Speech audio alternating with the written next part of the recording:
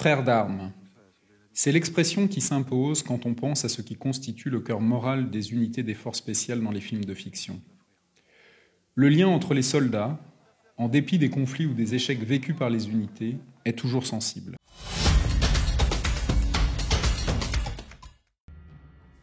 Force spéciale de Stéphane Ribojad multiplie les plans où le groupe des soldats d'élite semble ne faire qu'un, se déplaçant ou combattant en un même mouvement, comme pour figurer ce lien.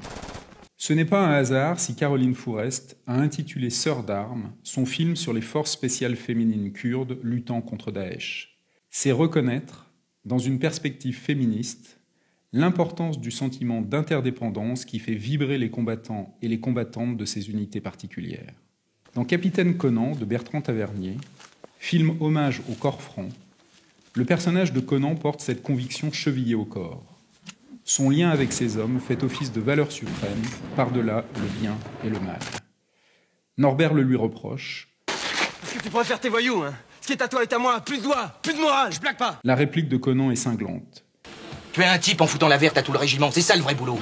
Et on se l'est tapé, nous, à peut-être 3000 types. Et c'est nous qui l'avons gagné, cette putain de guerre, nous, les 3000. Et les autres ? Les autres, ils l'ont faite. C'est ce qui fait tout pardonner à Conan, même les meurtres que ces hommes commettent. Le film cherche à transcrire la sanglante réalité dans laquelle cette éthique négative s'est forgée, au cours de scènes de bataille où la caméra, plongée au sein même des combats, transmet la sauvagerie qui anime ces hommes comme enivrés de leur propre courage.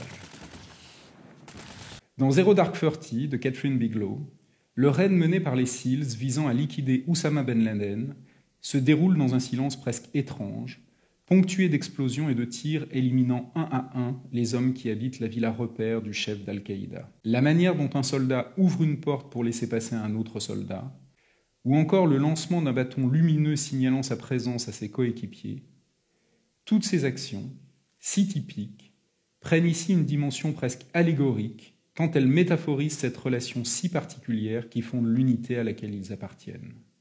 Dans Act of Valor de Mike McCoy et Scott Vogue, c'est une forme de spectaculaire à bas bruit que ce film, dans ses meilleurs moments, parvient à construire. Il faut voir combien sont soignés les plans où les SEALs sortent tout harnachés de l'eau, dans des séquences à la tonalité presque fantastique.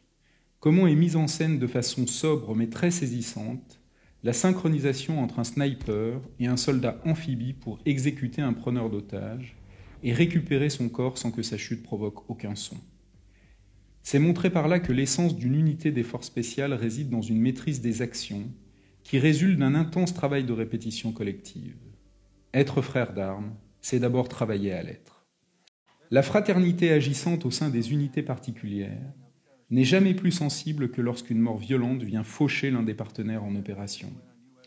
La perte d'un des leurs est, pour les hommes des forces spéciales, une épreuve et un déchirement dont ils ne se remettent jamais, quand bien même ils la surmontent et vont de l'avant. Dans Horse Soldiers de Nicolas Fulcig, le capitaine Mitch Nelson peut pérorer en affirmant qu'il ne perdra pas un homme.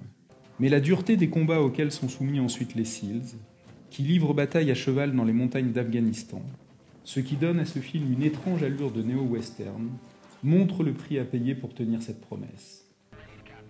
Lone Survivor de Peter Berg fait revivre l'opération Red Wings, menée par les SEALs contre les talibans comme une catastrophe et un cauchemar. Des 4 hommes embarqués dans la mission, seul survit Marcus Luttrell, à l'issue d'une embuscade qui se referme en piège impitoyable. I died up on that mountain.